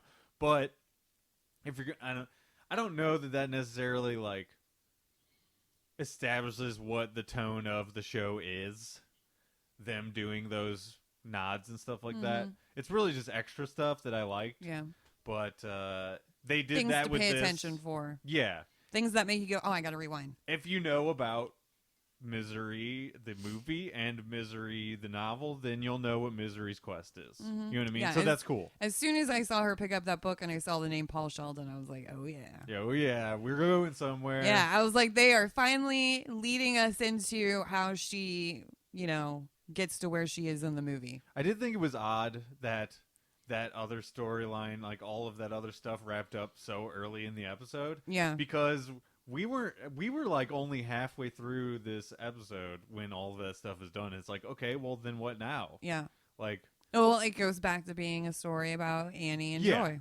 And that's it. It does make sense dramatically for them to come Yeah. around to the other end of the circle, right? Right. Where we pick back up with them driving. Right. So we're going into Canada. Oh, and I also love how when she first starts reading it, she goes, good beginning. And I'm like, Yeah. oh, She's already she's now commenting. addicted. It has started. Have we seen the? You mentioned Easter eggs. It's not really an Easter egg because the camera focuses right on it. But at this point, have we seen the Henry Deaver? Oh poster? yeah, that's coming up. Okay. Yeah. So we're going into Canada. They get 0 questions at the border. I don't understand how that could ever happen. You know, You're just going across. all she does. Oh boy. she all she does is smile really sweetly at him, and he's like, oh, okay, you're fine. She's a young white woman with a child. I mean, she's definitely not the guess. person that they're going to pull aside. Yeah. Which you're is why probably you right. shouldn't do racial profiling, because look the crazy that you let into your country. That is the not to get too far on a tangent, but that is like the only proven effective, or one of the proven effective ways, or relatively effective for like training bias out of cops and stuff, is to be like, look, you could cost yourself something or miss something because you're biased against other people. Anyway, sorry, that was No, it's fine. No, but I mean, it's like it's right in your face proof of how that happens. It's the kind of thing that we talk about on our podcast a lot. Is a lot the reason a lot of times these dangerous women in fiction we talk about are so dangerous is because they can pass as can get away with not it. dangerous. Right. That's, and honestly, like across the board, especially in our country, with like mental illness and people that are sort of like, I don't know what the best way to explain it is, but people that fall through the cracks, Yeah. You know what I mean? Those are the people that are able to. I don't. They become resourceful and able to manipulate others to get what they need because Yeah. that's the only way they're able to. Yeah. You know what I mean? I don't know. I don't know why I went on that tangent either, but I feel like she's one of these people that has sort of fallen through the cracks with her mental illness. And then, if you follow the Misery novel, she's actually like a crazy murderer of children, Well, if she hadn't gone on the run since she was 16 years old, she might have Right. gotten the help she needed. Well, I don't know about that because her father That's true. was the roadblock for her getting help. That's Yeah. true, too. Both of her parents were huge But maybe roadblocks to if her. she hadn't killed Rita or, thought she killed Rita and her dad, like Rita would have been the saving grace in her life. That's true. I don't know. The voice of reason. It's tough to look at because it seems like she barely ever had a chance. Yeah. With these people who are supposed to be your foundation, when they Right. become your roadblocks, Yeah. it's pretty much impossible. Try to kill you, but end up only killing themselves. Yeah. It's nuts. Okay, so anyway, Mm-hmm. Canadian gas station. That's where we see the missing poster for Henry Deaver of last season. I don't know. I kind of question whether the kid made him disappear somehow. Yeah. Because now that we know he's able to move between dimensions at will, who's to say he can't do that with other people too? Well, Henry Deaver was the one that was guarding him, right? Exactly. Yeah. So, And nobody else has seen Henry, so yeah. I don't know. I don't know if this is supposed to make us think maybe we'll see him back again at some point. That goes along with my end of the Yeah. show thing. So there's a caregiver ad that Annie takes advantage of. Annie's still a pretty skilled con artist. She's able to get right in to this job with no problem whatsoever. Have Yep. you guys talked about on any of your episodes how Annie got her education and her certifications and all this kind of stuff? I was thinking, we haven't talked about it, but I was Mm. thinking online courses because she's got the laptop. Do we think like all of her documents and stuff are all fake? Like no, I think the healthcare, I think she probably really did. Well, I know in the book she is a legit nurse. Yeah. Yeah. I feel So like- when and where did that happen? Yeah, exactly. As I far feel as like- how it's shown on this show, who knows? Right. Yeah, that Yeah. that what she has a laptop. That's what made me think because she's skilled on the laptop, so it Yeah. just made me think like she probably took online courses. Yeah. Well, either that or used that technology to her advantage to fake all of it. Yeah, but I mean, she does know what she's doing. Yeah. So I don't know. They don't really get into it in the show, so it is another one of these things that are just like, I don't know, whatever. I mean, however you think she we did. have a librarian here. Not all learning happens in the classroom. exactly, that's what I'm saying. You could have done it online. There's courses. I'm just wondering more like, is she self-taught or did she actually like have some kind of education? I definitely think more people should be asking her what is up with her and like how did you get these things, and like more people should be checking into her that Yeah. don't. And I think, and the caretaker thing is probably a good angle because that's something where I think she could pass more. Mm. And it gives her. A But like house. working at a hospital, there would be a background check. Yeah. Right. Did they? I can't remember if they addressed that at all. In See, Castle Rock, she sort of just came in there while shit was crazy, Yeah. and she's able to kind of go under the wire. She was like, Yeah. "Oh, you need temps." You know. Yeah. Yeah, I thought about that too. I'm like, well, are they going to ask for references? And they don't say it's like you need temp orderlies or someone that wouldn't really need a formal education. She specifically says you need temp RNs. Mm-hmm. Well, all that stuff is going to be up in the air, unfortunately, Oh, yeah. at the end of the day. We'll never know. So this is where Annie is starting to suspect something is going on with Joy that is not on the up and up. Joy is watching French soap operas. No, she is watching Blue is the Warmest Color, Oh, okay. which is a indie movie from a few years ago about a Lesbians. teenage lesbian couple. Doesn't Did it you- feel like it's did soap you know opera-ish, that? though? Did you know that too before What I they were said it? watching? Yeah. Yeah. Okay. Have you seen it? Yeah. I've seen part of it. Okay. It's very long. Yeah. There's a lot of controversy about the actual filming and presentation of the movie because they're very young actresses and there's a lot of explicit content in the Yeah. movie. They have lots of sex. And there's a lot of hearsay and actual like formal interviews where those actresses have complained about the way they were treated when filming the movie and stuff. Interesting. Yeah. But yeah, it's the thematic connection and why Joy is so into it is because there's a parallel there with her potential relationship with Chance. Mm-hmm. There's also like there's the weird hair color connection in Yeah. a way, but Man, I did not put any of that together. I thought she's just watching a French TV show right. that is a soap opera. It's an Easter egg. Yeah. You know, Oh, totally. And I didn't dig any further into it. I just went along with it, figuring. and it's also a red herring, so it's not like something translated into French or Right. overdubbed or a French like a Canadian show that's just in French. It's Yeah. the movie is in French. Yeah. Right. You watch it in subtitles.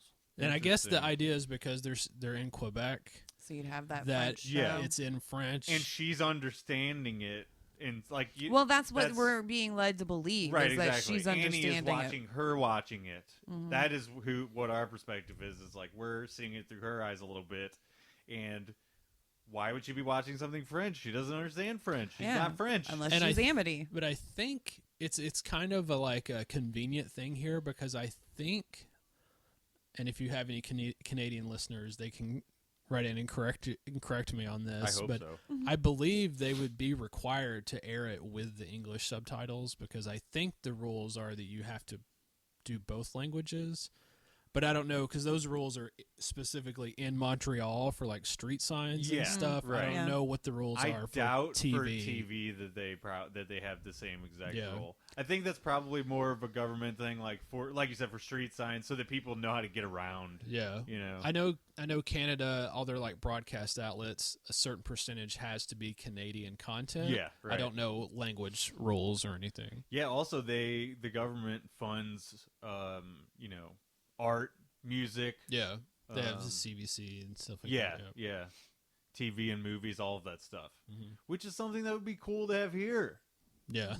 but we don't. Mm. You know, a lot of states give tax breaks and things like that. Yeah. And I mean, there is government funding for the arts. Yeah, it's just it's the A&E grant. it's much less It than is. Yeah. It than gets most cut places. a lot because libraries get A&E grants, and that funding is like always one of the first ones to go. It's Right. the arts and entertainment grant. Same thing for schools. Mhm. The arts is the first thing to go whenever cuts have to be made. Mm-hmm. That says something about our society in America. Mm-hmm. But anyway, we're getting way off topic. We're getting way off course, I guess. Yeah, so Annie then hears Joy on the phone for a split second, and Well, no, she sees that the phone is on right, in use. so she picks it up and hears her, Yeah. and they say something about tomorrow, right? Yeah. There's a male voice.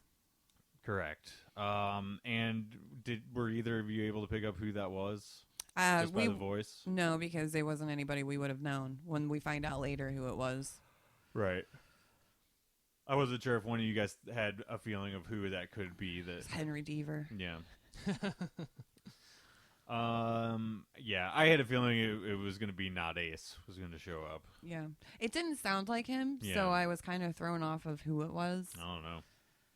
So then Annie tracks down her creepy drawings of the kid, and it pretty much that's kind of the final straw that sets her off. Right? Yeah, well, because she confronts her and she's like, I wasn't on the phone. Right. It's like, what? I know you were. Yeah. So, yeah, and then she finds the pictures. That's kind of typical teenage explanation when you're doing something wrong, though. Mm-hmm. Yeah. It's like, no, I wasn't doing that. Well, no, you were, because I know for a fact that you were. It's like, well, no, I wasn't. It's like, okay. It's also appropriate because Annie is gaslit Joy for so much of her life, Mhm. and now Joy is doing it to her. Well, and Joy does have you been taking your pills? Mhm. You know, which is that throwback comment that I'm sure makes Annie question everything. Yeah, and this is meant to confuse us as well. Yeah. Like, are we wrong to be Like, she's thinking not. that she's possibly Amity? Because Oh, I wrote she is Amity. But she's also saying things that are very much like Joy. Well, because they're body snatchers and they know. All right, that's fair. Yeah. Based on what we know about the body snatchers. Yeah. But They have both memories. I still think it's meant to be telling us two different things. Like, she likes her hair dyed like that because she's Amity. She's still talking like Joy because she's still Joy. So you're meant to go into this thing with Annie. Well, the next scene is Annie's plan is basically, I'm going to put the medicine in the ice cream. Yeah, she then we're drugs really her going with to find out Haldol. what's going on. Yeah. It's a good example. It's one of the few good examples this season of actual suspense. Yeah. And not just surprise. Right. Where you Yeah. actually, what the dilemma is and you're anxious to find out, as opposed to just, okay, that happened. I didn't Right. expect that because I didn't know it was possible. Right. Yeah, that's I found myself questioning a lot more of stuff in the season than I thought I would, just because of how often that is happening, and especially in the last half of the season. I think you messaged me like, post the flashback episode. That's when all of this stuff, Georgia, this massive amount of convenience and just things happening just because they happen. Yeah. You know, which is like, I guess, to make a plot work. That's one way of doing it, but I like a more airtight story, I guess is what I'm trying to say, like a Breaking Bad kind of a show. Yeah, and You know? I have some more thoughts about the overall. Yeah, we'll get to that. Effectiveness So let's talk after about we this finish. real quick. The meds and the ice cream. This plan can't fail. Nope. Kids love ice cream. Love it. That's what she tells her. Is like, you love ice cream, right? Yeah. And this one has all three flavors, so Yeah. you'll Yeah. like some of it. So you can't say you don't like it because all three of them are in there. Yeah. Well, and then Annie's acting all suspicious as she's eating it. Yeah. You never She's stare the staring it. person down and not eat your own. Like, I don't know how many times we At have to least- see that happen. At least when the person that's eating it that you've served looks at you, you're like, Yeah. huh? Yeah. Right? Eat some more. No, Something. you gotta chow down too. So, with the super scary ramped up soundtrack, this is one of the most scary moments of the entire season. Yeah.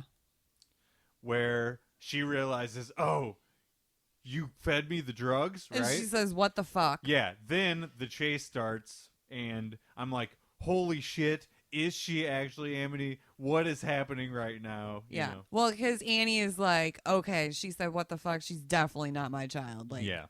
my child wouldn't talk like Well, that. and this is foreshadowed a little bit when they first arrive at the house where she's working now, Mhm. because Joy goes down the hall to a different room, and the woman who's showing her around and stuff says once the hormones Yeah. hit, they become different people. Right. So there's a parallel here with just like becoming a teenager, Yeah. Mhm. which is kind of similar to Annie's backstory, that as she grows up, and it's also the way that mental illness or some mental illnesses work. When you reach puberty, Mm-hmm. the symptoms start showing, you start changing just like anyone would, but in different ways. Yeah, So it's worse. it's a nice parallel here. Yeah, and again, that goes right back to trying to put doubt in your mind about what is happening. Mm-hmm. You know, I feel like they really accomplished that Yeah. throughout this entire ending thing. Well, I was dead set that it was Amity Yeah. all the way up until the very end, and then I was like, Oh shit. oh no. Okay, so Annie then drowned Joy / not Joy. We're still not sure. Yeah. Right here, I kind of. I mean, made that a was an note. amazing fight scene, though. Oh, Like, they yeah. really went all for it. Very suspenseful. You know, if we're ending Joy's journey here, then it is sort of a full circle of what Would have was happened. originally going to happen with her in the box, right? Exactly. Only it's 16 years later now instead. But there's still some time left in the episode, so I know something else is going to happen, right? Mhm. There's still like, I don't know, about 10 minutes left. So something else has to be going on. Yeah. Which I shouldn't have been checking the time. Yeah. Why did you? Just because I don't know. At one point, they faked me out because I thought it was the end of the episode. Yeah. And they faded to the black, and then all of a sudden it was back again. Yeah. So she goes back up to the living room of the place, and she starts reading Well, she Joy's sits letter to down her. on that couch, just fully drenched. Yeah. Like, that couch is ruined. Yeah, it definitely. That's not her couch. Joy's letter, I just wrote, holy shit. I wrote, oops. Yeah, the phone call was to a lawyer. So, lots of regret happening right now. Yep, she wanted to get emancipated. She was trying to forget about what had happened. Yeah, I She doesn't figure- think she can move on with Annie around. I figure right here, this is just Annie's switch over to total madness, and we're just going to ramp out of the story from here. But that is not quite what happens. She goes back down to where Joy is still face down in the water, Yep. revives her, and Annie is brought back to life after being Joy. dead for... Joy is brought back to life after being dead for who knows how long at this moment. She's like, you just fell in the water. You're fine. Let's do another. Yes, she lies to her immediately. Let's do another PSA here. Yeah. If someone is drowning, turn them sideways so that the water can get out of them. Because that's why they're drowning. When you pull them out, is they have water in their lungs. Yeah, if right. you put them down on their back, It's going to stay there. right. Well, I'm not a EMT or anything, but don't quote Jarret when you're trying to save someone's life. But a nice tip at the end of this, at the end of this episode, I like it. So this is where I thought the episode was over. Yeah. Whoa. Immediately, she's manipulating her again, right away, right? I wasn't really that surprised by that, but I think that this all just goes part and parcel with, well, she's just crazy across the board, I guess, so she would do this, right? Yeah. And it also kind of connects back to what David was saying about that the conflict of the outside world, and I think actually, Chris, you were saying this a little bit too. Of that's part of what's so bad for Annie is that she already has these mental health issues, and you have these things from the outside coming in on that. Well, she also creates that herself because her entire life is a lie. Right. So it's not just that the outside world is so foggy and hard to get a hold of. She has created an interior world that, you think about just as if you have good mental health and you lie all the time, it's hard to keep that straight. Right. Even if you're just doing it to one person and constantly, a kid growing up, they're asking questions anyways. Right. How are you that gonna you don't keep know all the that answer straight? to. So she's having to deal with that on top of Well, because she's whatever convinced else. herself that that's her real reality. Yeah.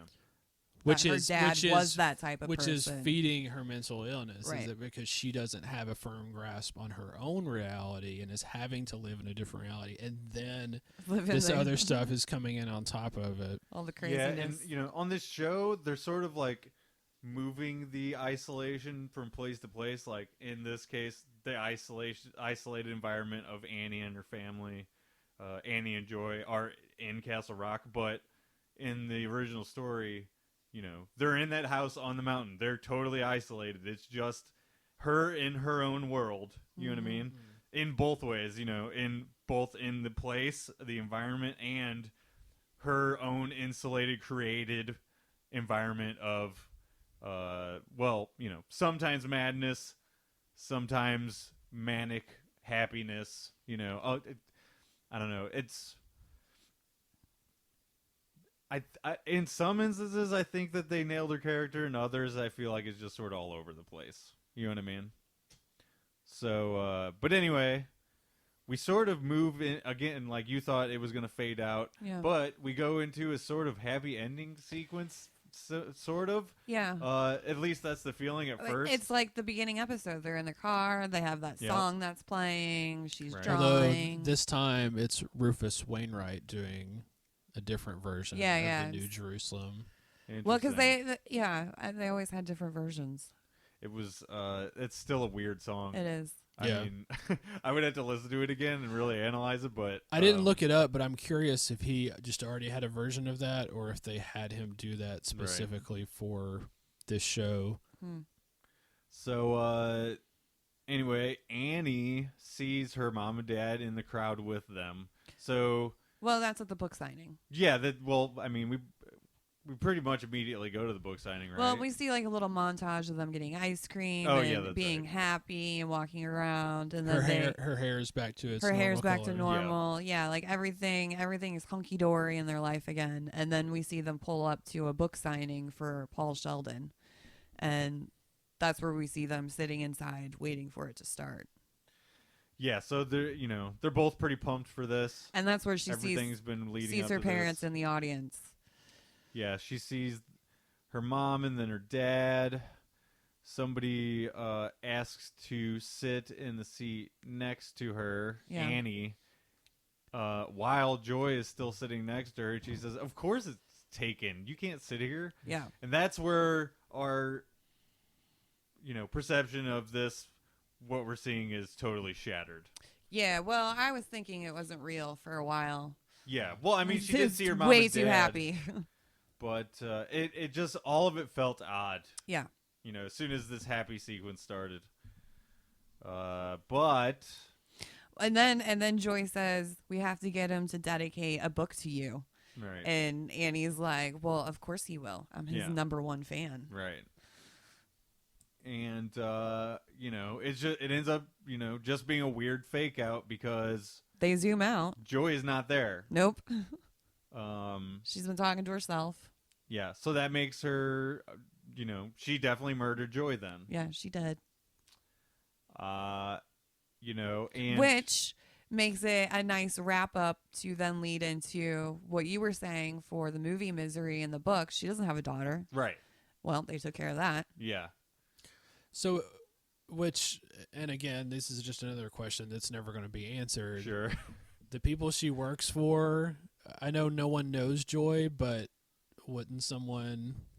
And I don't have a relationship with the story of Misery, but it seems like that illusion would be broken at some point because somebody's going to ask a question or something's going to come up. Well, a lot of this backstory stuff, no, it's not really in the novel. You know what I mean? Like, yes, she is either an RN or a nurse's assistant, and she does murder infants and gets chased from hospital to hospital. She's on the run, that kind of thing. She ends up getting off for it. She does go to trial for it, ends up getting off for it, but everybody in town thinks that she's still guilty. Well, that's probably why she murders infants, because she was supposed to murder the infant when she was. That's how they're making it all come together. Yeah, I kind of always thought that she would end up murdering Joy just because, well, first of all, everything in this show goes bad and goes wrong. Right. And especially to our main characters, that's what we've seen before, so that's what I'm led to predict. But So there's nothing in the book or the movie where she's talking to someone named Joy. no, I don't believe so. I mean, I could be proven wrong, but I have reread it fairly recently Right. and don't remember anything about her having a daughter. So, coming back full circle, though, to her killing her daughter just makes sense dramatically. Right. If she's the most precious thing in her life, Well, you got to take that away. it would only make sense to take it away, right? Yeah. Dramatically speaking, anyway. It's the thing that's going to, pull at your heartstrings a little bit, but also make you angry at Annie for being who she is, Yeah. not seeing reality for what it is, all of that stuff. But Feeling sad for her. her family, she wasn't set up with the best set of cards, right? She didn't have a support system. It happens to a lot of people. Now, do they go to the extent that Annie does? Only very, very few do Do that. they murder people with ice cream scoops? Exactly. Which, by the way, we got the ice cream scoop back I know, that again. was a nice little full circle with that. All right, can I run down my questions? Yes, let's we all have overall things, for this episode and for the season. So let's just Okay, dive into so all that. all right, so my first one is: does this mean that the whole show revolves around this kid, like all of Castle Rock? So does that mean next season we're going to get a different storyline that somehow is going to intermingle with the kid? Most likely. Is season 3 confirmed? I don't. I'm just assuming. I haven't seen it yet, but possibly. Okay. So my next question is, will we ever get any fucking answers? And I wrote that all in caps. About Anything. My next question is my next question is what is going on? And my fourth question and final is now we know why no kid with her obsession. Wait, what? Wait. No. I was so angry at the end. I have no idea what I wrote. Hold on. You're just rambling at the Now end. I wrote now we know why no kid with her obsession of Paul. Oh yeah, because of them. That's what I was saying because she killed her. Right. But yeah, my three main ones are: does the shit revolve around the kid? Will we ever get any answers? And what is going on? Go.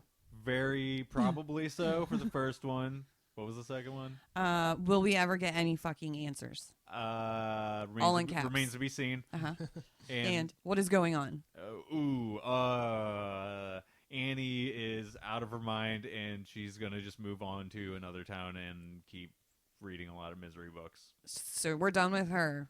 So next season, if we get a next season that again is centered around Castle Rock, A, what storyline do you think they're going to pick? Ooh. And B, how would that storyline intermingle with the kid?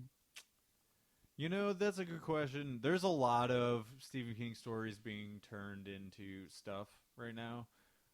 It'll probably be one that is less known even than Misery. Yeah, you think? Most likely. Just because all the big ones are being taken. Right. When even like From a Buick 8 is being made a movie, it's Yeah. like really anything's game. Yeah, I guess so. Yeah. If there's anything even tangentially associated with Castle Rock or Derry or, Salem's Lot in almost any way, Yeah. then it's up for grabs. So there you go. Questions answered? And really, it doesn't have to be directly related to Castle Rock because Misery wasn't. Right. I mean, they were just passing through. So it could be anybody's storyline that he's written about passing through Castle Rock. For sure. And all the madness that happens because you can't just immediately leave there. Yeah, all that stuff's kind of up in the air. I just want to know how they're going to continue Bring this back. around to the kid. Yeah. I don't know. I want to know more about him being able to jump dimensions. We And barely got anything. is he really at least a 500-year-old angel? And why did he pretend to be Henry Deaver? And why did he pretend to be stuck in this cage forever? And I wish I could tell you. like, if he's an angel who can move around dimensions, why is he stuck in the cage? Well, Jarret, let's move to your. I was just saying, it seems like, I mean, there seems to be some limits to his ability, Yeah. or at least he thinks there are, and maybe that's the limit. But yeah, like last that's season, all just a guess. he had no idea what he could do. Yeah, So it's just, or at least said he did. yeah. So it's just And also, this is all hearsay from Pangborn. Yeah. Right. well, So- literally all this season did raise more questions for me of the previous season. Mm-hmm. I really hope if there is a season 3, what I would like, if I can take that direction. Mm-hmm. What's her name from the first season who was going to the Shining Mm-hmm. Oh house? yeah. or The- house, the hotel? The realtor who had to take medicine. Yeah, who was her all drugs. into true crime and conspiracy theories and stuff. Yeah, I liked that character a lot. I was hoping we would get her this season. Yeah.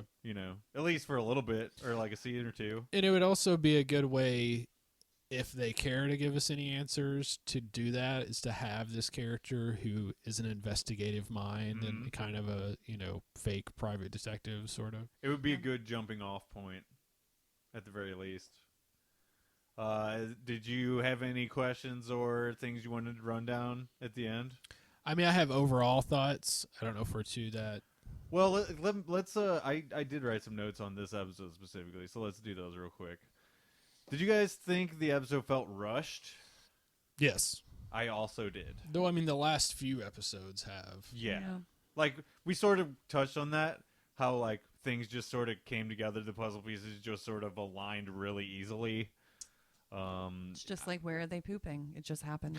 Exactly. I think it would have worked much better at two separate seasons. Then maybe later you combine them, but Or maybe a 5 episodes longer season, something like that. So if it was 2 separate seasons and the one was just focused on Annie, like, who would she be murdering then? oh, I don't know. Yeah. I think one of my overall thoughts is that the one thing the end of this episode does effectively is remind us how compelling this mother-daughter relationship is and this story itself. I mean, even if you take, I forget the name of Joy's actual mother. Rita. Played by Sarah Gadon. Mm-hmm. That part of the story could have been stretched out for more than an episode. But that part of the story is, to me, the best part of this season and what's most compelling, and just this conflict of a daughter who's only known her mother, but she's growing up, she's meeting new people, she's having new feelings, things that I felt like they were headed towards, and then they just either got sidetracked by this completely other plot, or just sort of get touched on at the very end, or wrapped up very quickly in the case of Rita. Yeah, I think Rita, I felt for that character when she passes, and I can't say that for a lot of characters in this season, honestly. Yeah. Like with, for instance, Ace's brother Chris. I when he died, I'm just like, okay, I don't know who Chris is. I almost wonder, and I have this bad habit of reviewing things for what they're not what they are, and speculating on the behind the scenes stuff. I almost wonder if they did have these two ideas and we're like, well, I don't know if we're going to get a third season, so let's just, stick them on top of each other. Mm-hmm. Well, I mean, Annie was the catalyst for the Ace thing to happen. Yeah. Because she murdered him and then dumped him there. So, I mean, there are some effective ways that they combine these two plot lines. Yeah. It's more of the way it works in they a couple wrap of up. episodes, but beyond that, Yeah. it's sort of all. It's a well, mess. they needed more episodes. Yeah, definitely. I think the storyline would have been fine had they had more time to. Yeah, I think we all would have liked really a more flesh fleshed out. out. Yeah, Jinx. I owe you a Coke. Okay, so no actual kid involvement after all, just a statue and some schisma. Unless you scrap this episode completely though and totally change everything that happens, then you can't have more kid. And that's another one where I wonder, is that a product of Bill Skarsgård's lack of availability? Yeah. For example, are there other things besides it? A lot of times I'm trying to give the production team and the writers the benefit of the doubt and say, well, maybe they would have written something better, but they only had this actor for one day or right. something, I mean, that could be. Or when they came into this, oh, he's so cute. When they came into this, Debbie just gave me the dirtiest look. I won't use that. I want to see that though. When they came into this, maybe they thought, all right, we're going to have this one character and he's going to be in the first season and then he's just going to keep popping up, and he's going to be the thing that connects everything together. Yeah, and they're, or it could be he was just too busy. That's very Stephen King to do You just as well, never know. because Pennywise does exactly the same thing. He'll show up in a bunch of different stories. Yeah. Randall Flagg. Yeah. Is it? Yeah. Is it Randall? Randall Flagg. Yeah. He goes by a bunch of different names that are RF. Gotcha. Yeah. So, anyway, I know I have more.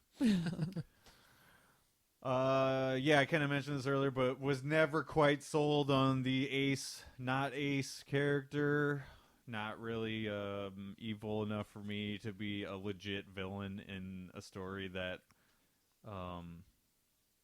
there's a lot of murder and crazy shit happening, and he is just like a one-note character throughout it. I need more intensity from the biggest bad person in the show. And what happened to him? Yeah, He he got got stabbed, and then he stood up. And which doesn't is make he any fine? sense. What is going on now? So he's just going to continue to live his life as a body snatcher, and Yeah. everybody else is. What happened to Nadia and Abdi? What happened to everyone else that was a body snatcher? Do you think Nadia and Abdi leave town? I don't know. But see, that's what I'm saying. Like, it's not about them. It's always been about Annie and Sure. Joy, because they come into town, they see this craziness, Annie gets the fuck out of Dodge, Yeah. and now we know nothing else about them. Also, we can't forget about Chance. She was cool too. Yeah, and it sounded like she was gonna maybe meet up with her. Yeah. So, I guess maybe in closing, and unless we have more to talk about, but I really just made a checklist of stuff about Annie in specific. As far as like, did they do right by her character as we knew her before the show or the season even happened, right? Right. Because I feel like Annie, her story is the most important. She's the thing that all this entire thing revolves around, right? For sure. We start with her, we end with her. Yep. So, is she crazy in the Yes. show? Yes. Although, maybe in a little bit of a different way than originally thought of by Stephen King. She's not murdering babies yet. Right. I sort of touched on this with your wife last night about how this was written in 1987. Was King necessarily as in touch with mental health issues in 1987 as we have grown towards today?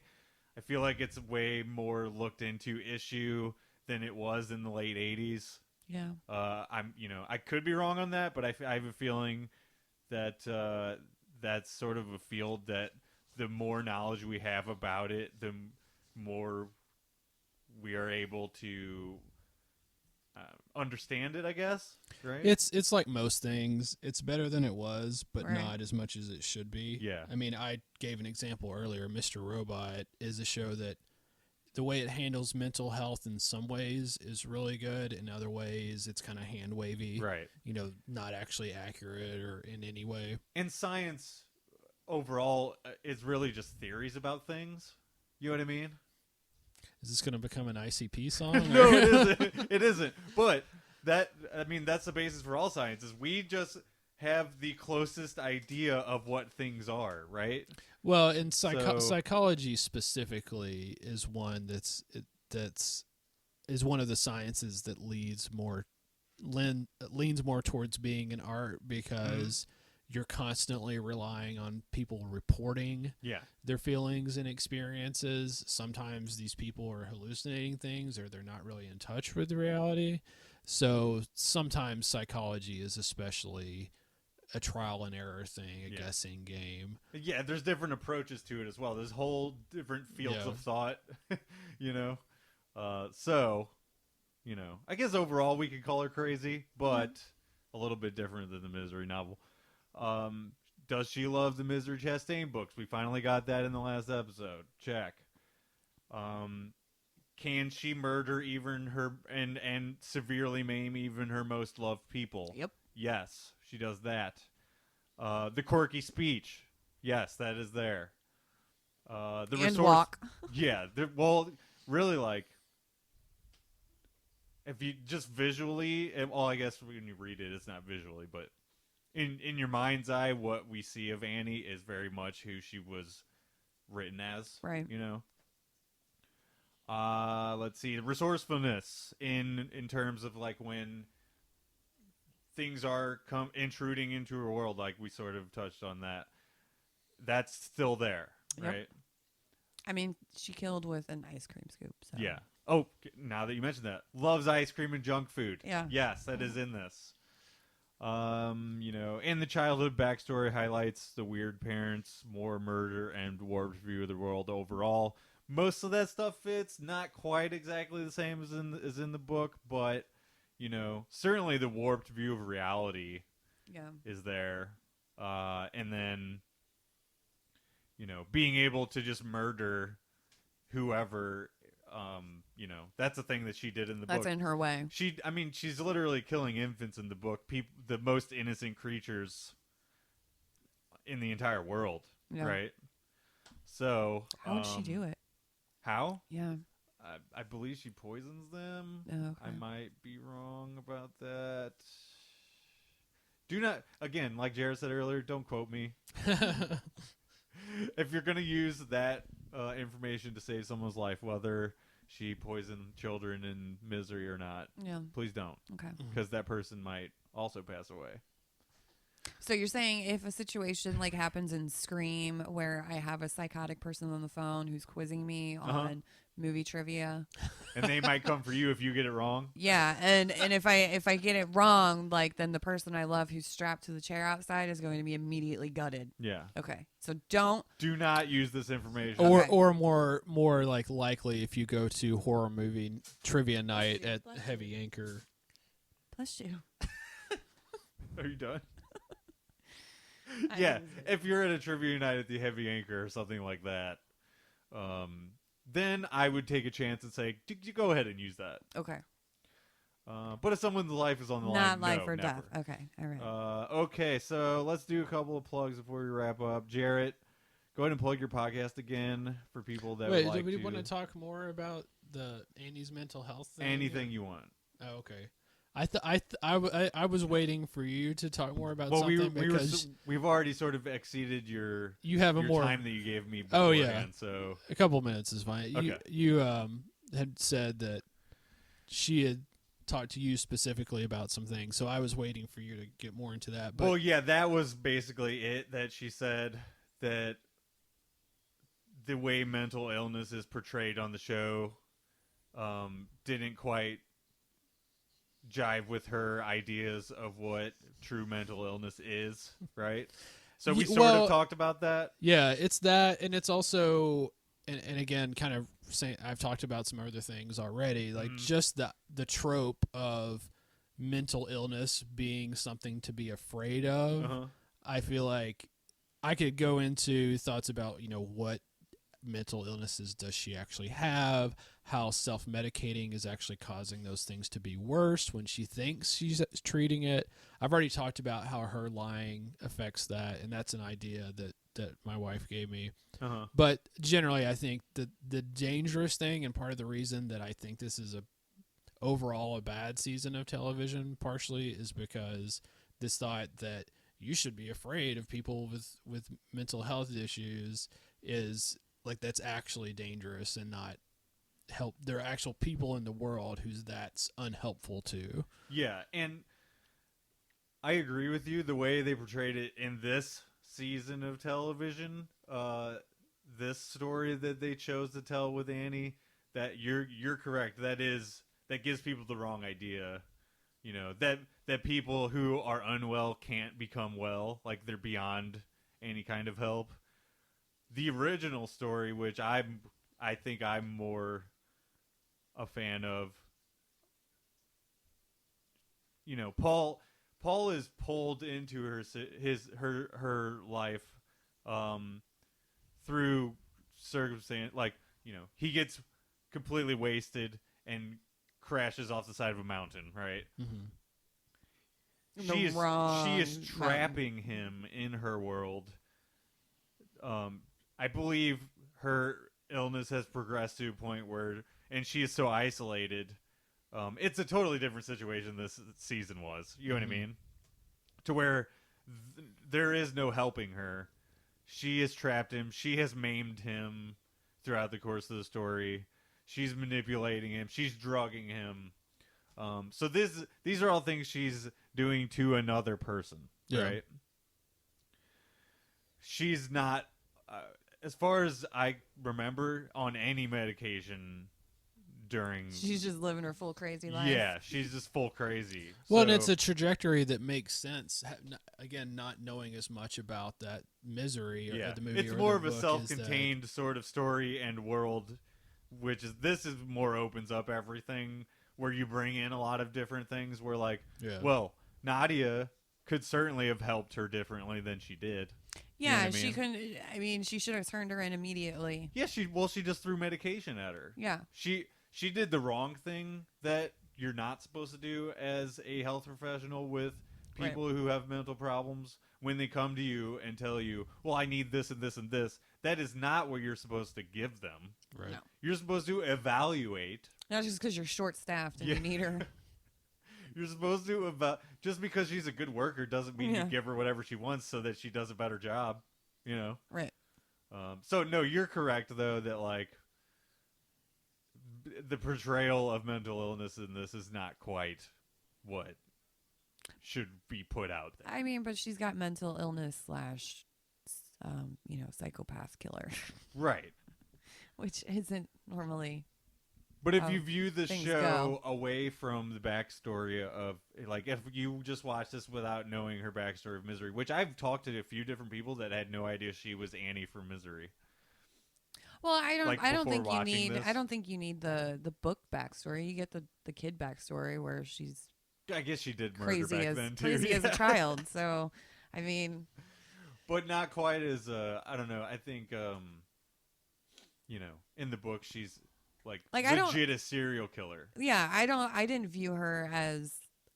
Sadly, I didn't view her as a mental health person. I just viewed her as a murderer. Yeah. You know, I didn't see her as somebody who was struggling mentally because she's just a murderer. And I Yeah. think just to add one more thing about it that probably helps explain this point of view that I know that my wife feels strongly also.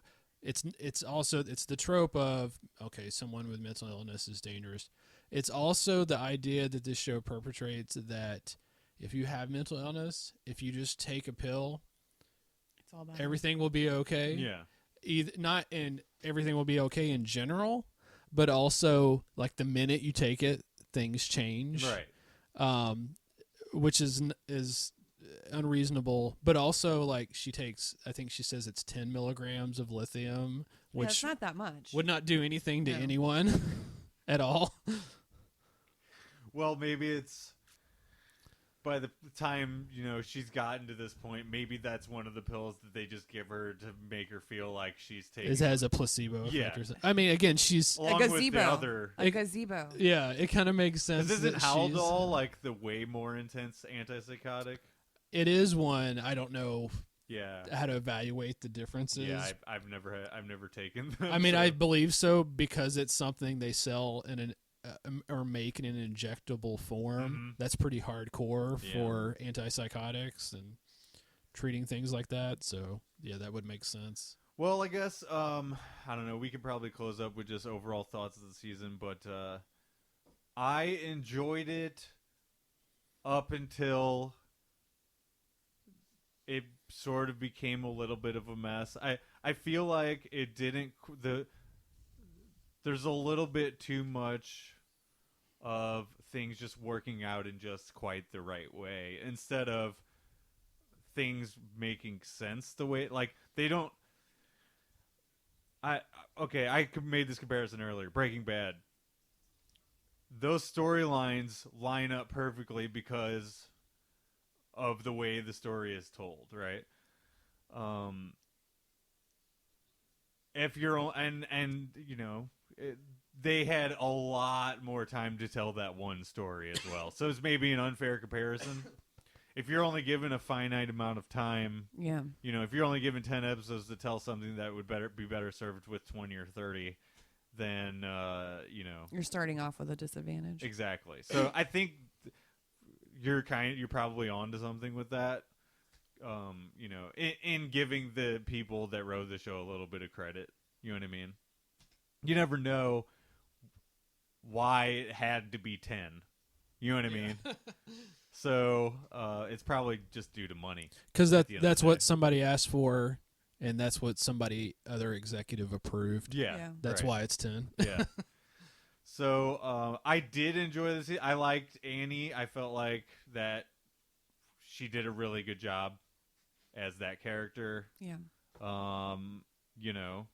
She's a hell of an actress. I had never seen. Once I saw her on the show, I looked at her IMDb. I had She's in never Mean seen any of Girls. those. Yeah, I've never seen any of the movies or shows she's been She on. was in that TV show about sex. with, Masters of Sex, Yes. Thank which you. is set in St. Louis. Interesting. So I liked the season. yeah. As She's a also whole. in Party Down, which everyone should watch if you Never seen haven't. that one. Also available on Hulu. I Let's think watch I that. saw that at one point. That's from several years ago. Yeah, It was a sitcom on Stars. It only got 2 seasons. Ooh, that's why I never saw it. Yeah, but it's on Hulu. I'll check it out. But yeah, I enjoyed it. If anybody asked me what my thoughts were on season 2, I'd say it's good. You should watch it. Yeah. Yeah. I mean, if you're not going to nitpick it and do a podcast over it, it's enjoyable. Yeah, totally. I mean, if I hadn't been looking for everything that we if could you're not to talk looking about, for things I to probably talk would have liked about, it more. yeah, I mean, it's an enjoyable show. I think that's a danger with all podcasting on shows. Is like if you dig to the most the smallest pieces of whatever. Yeah, you can pick it all apart. Yeah. Well, two points about that. I know we're just like dragging this on Oh, and it's on, okay. but you guys, I think, are different than me. I podcast because I nitpick things. I don't nitpick things because I podcast. Yeah. But also, I don't necessarily think that's true because there are a lot of things you can find fault in anything. Nothing's perfect, obviously. I'm But there are constantly wondering when people also are pooping. So there are also a lot of things that when you start to dissect them are sometimes better than they appear on the surface. Not again to like plug again, but Sharp Objects, the show we originally started talking about, there are things I don't like about that show, but there are also a lot of elements that when you dig into them are more interesting. And I think season 1 of Castle Rock is also an example of that.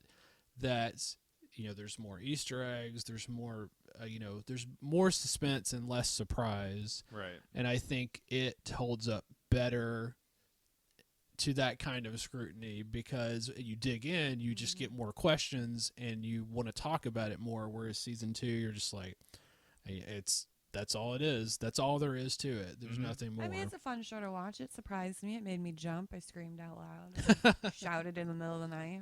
Yeah, I think the one thing they left open-ended is the revisit of the kid and Henry Deaver. Yeah. It's a well-made show. Yeah. I would never fault at that part. Yeah.